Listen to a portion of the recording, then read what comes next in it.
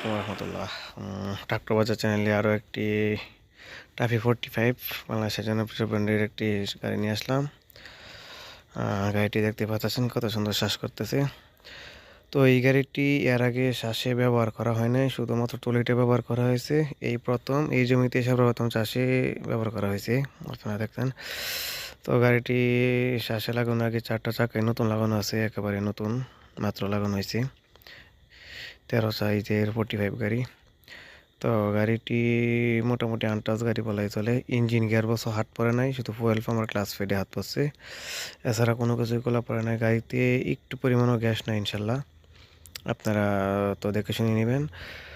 তো গাড়িটি 2018 মডেল হলেও গাড়িটি মাত্র 21 মাস শোরুমে ধরা ছিল, 21 মাস বসা ছিল।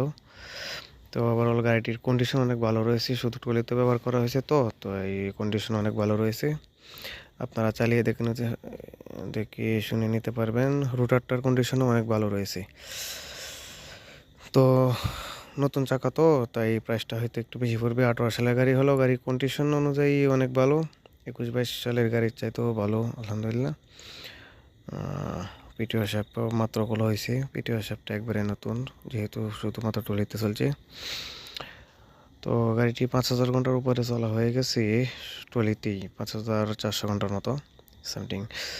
তো এখন রোটার শো নিতে পারবেন, শুধু ইঞ্জিন নিতে পারবেন, চাইলে রোটার শো নিতে পারবেন। ভিডিও শেষে দিয়ে গাড়িটি আবার শ্বাসে দেখতে পারবেন। গাড়িটি একেবারে নতুনের মতোই রয়েছে, একবারে টিপটপ কন্ডিশন বলা চলে।